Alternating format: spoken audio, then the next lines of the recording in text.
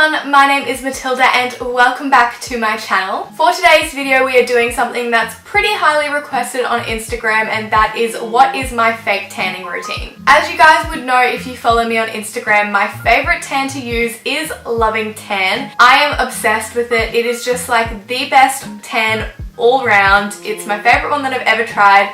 And I've tried a lot. I've been tanning since I was like 15, 16 and I've been through a lot of tans, and I can hold my hand up high and say Loving Tan is one of the best that I've ever tried. So I'm going to take you guys through the 3 phases to a flawless fake tan application, and that is the prep, the actual application of the tan, and your tan aftercare. So I do have a few tips and tricks that I have trialed and tested that will help you keep your tan on for as long as possible. So if you are excited for this video, make sure to give it a big thumbs up and subscribe to my channel while you're down there as well if you want to see some more videos from me. I make a video once a week and I would love to have you here as a part of the YouTube family. But without further ado, let's just get right into the video. So I definitely feel like prepping the skin is the most important part of your fake tan application, because the way that you prep your skin for tan is going to determine how well your tan comes out and how long it's going to last. So the first thing you want to do is hop in the shower and exfoliate your whole body. Ideally you want to be doing this process a couple days before you plan on tanning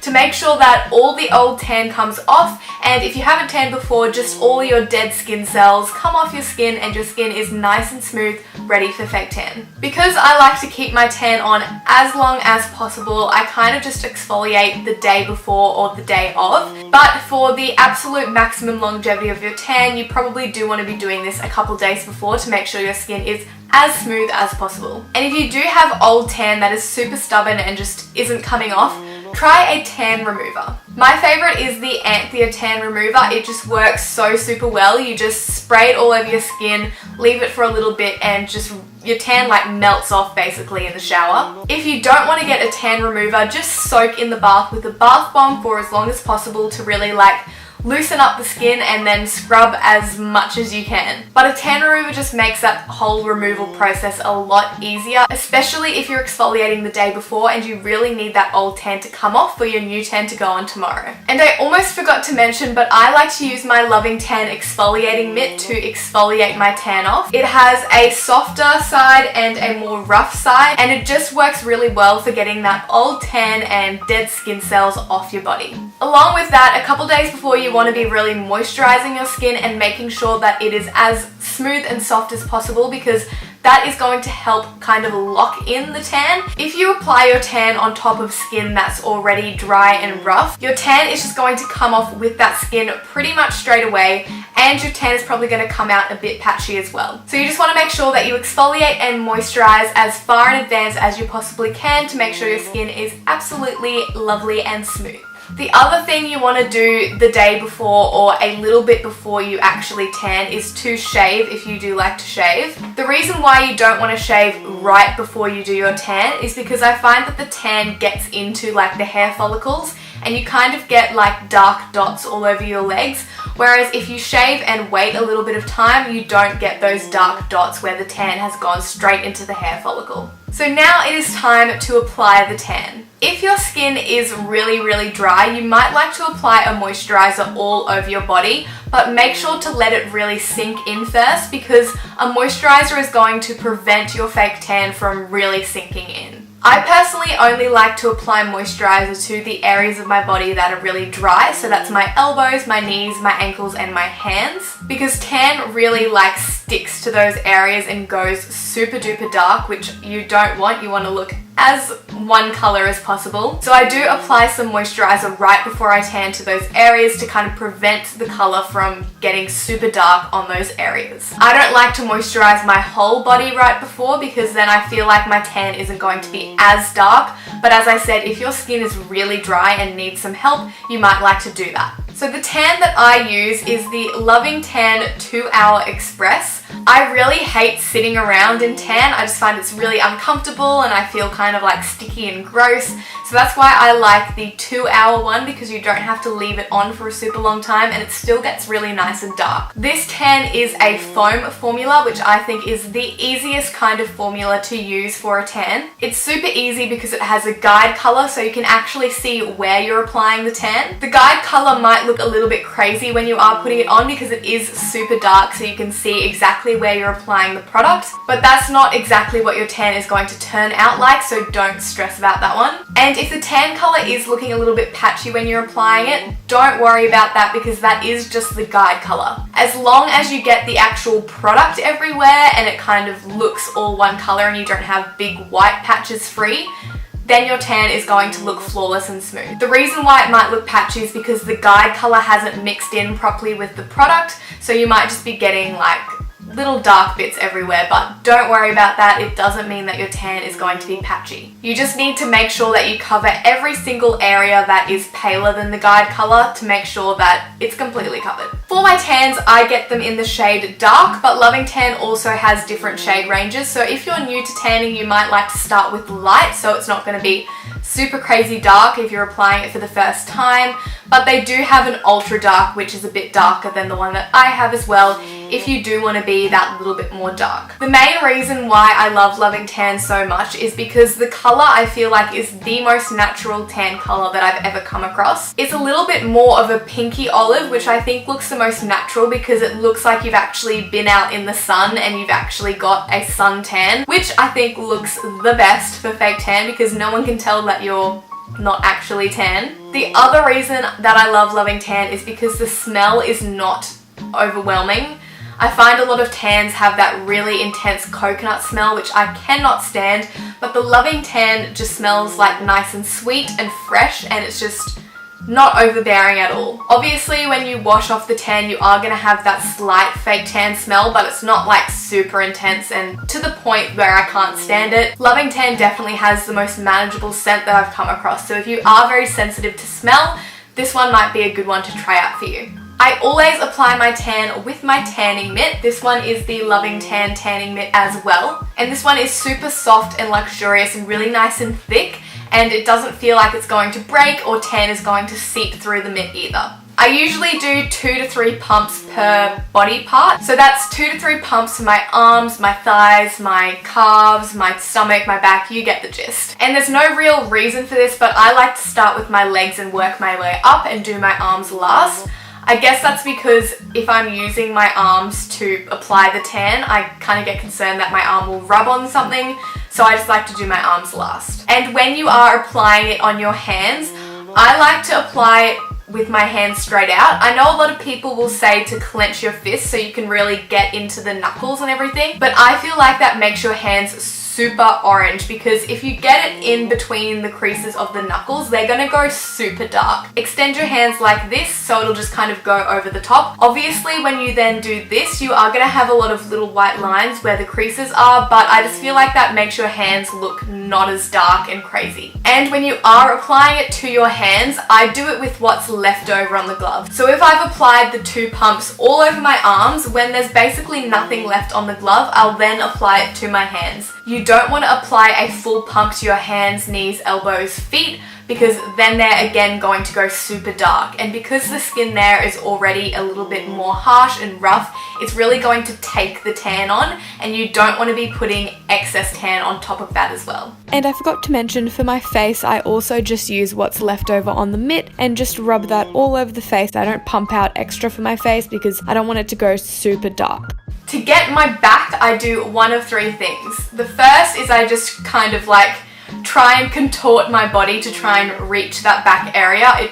I get into a lot of weird positions to try and get my back if I'm by myself. The second thing I do is use the Loving Tan back applicator. I don't have it on me, I don't know where it's gone, so I obviously don't use that all the time. But if you don't have anyone to help you and you aren't very flexible, that one is a really good option because it just helps you like reach down the back. It's kind of like a back scratcher but for applying tan. And the third thing, which I do most often, is I either get my mum or my boyfriend to help me, and I just get them to do it because that's the easiest way to get to your back. So now that I've applied my tan, I do one of 2 things. The first one is if I've applied it during the day and I'm waiting the 2 hours to wash it off, I like to put on a really flowy baggy wrap dress because it's kind of like a big dressing gown and it's not going to create any creases or rub off my tan.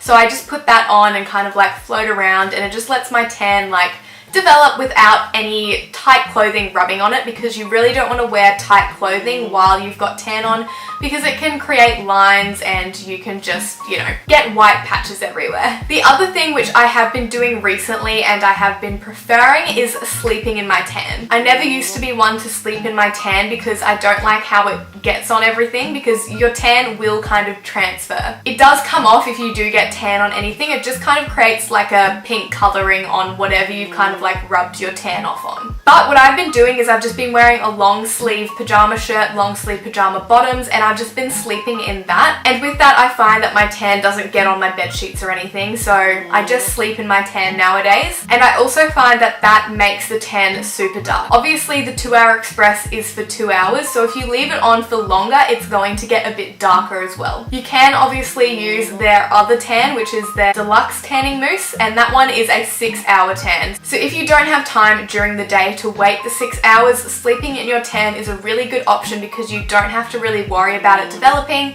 and it's just gonna do it without you having to feel sticky or anything like that. So with a foam tanner, the way that you stop the tan like developing on your skin is you wash it off with water. So obviously if you get wet or you sweat a lot, your tan's going to come off and then it's going to stop developing, so it is going to be patchy. So you want to try keep as dry as possible. Don't sweat in your tan while you've got the foam off and you haven't washed it off yet. Just try keep as dry as possible, because as soon as water gets on your tan while it's still developing on your skin, it's going to come off and then you're going to have patchy tan.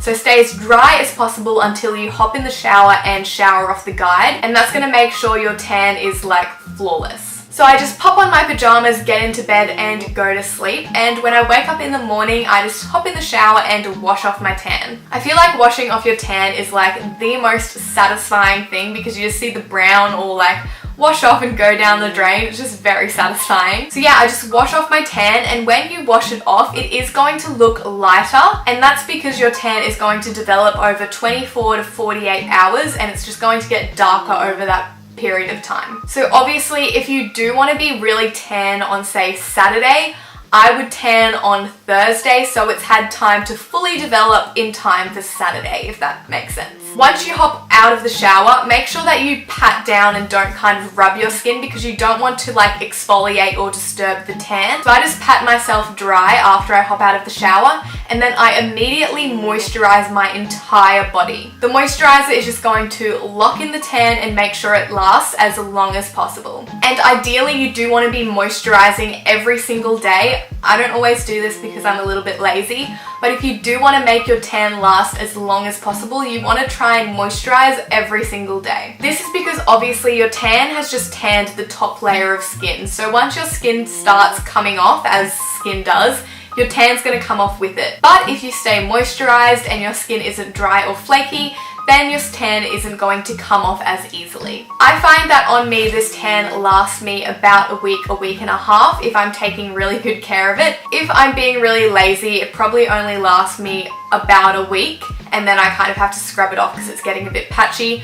But if you take really good care of your tan, this tan lasts me a week to a week and a half. You can also help your tan last a bit longer if you apply a gradual tanning moisturizer instead of a normal moisturizer, because that's just going to top up the color a bit. And once your original tan starts fading, that gradual tanner is just going to kind of boost up the color a little bit more. The other thing you can do to help your tan be a little bit darker if your tan's starting to fade and you need to boost it, or if on the night that you needed your tan for you want it to be a little bit darker and just more bronzy and glowy, you can use the Loving Tan Bronze Shimmer Luminous Cream. And this is just a shiny, bronzy, like instant tanning cream that you can put over the top of your tan to make it darker, and it also has some shimmer in it, so it's really going to make your skin glow and look super beautiful at events. So I am going to apply it to my hand. I do have the 2 Hour Deluxe Tan on right now, which I've left on for only 2 hours, so this is what it looks like if you only leave it on for the 2 hours. It does go a bit darker if you leave it on like overnight,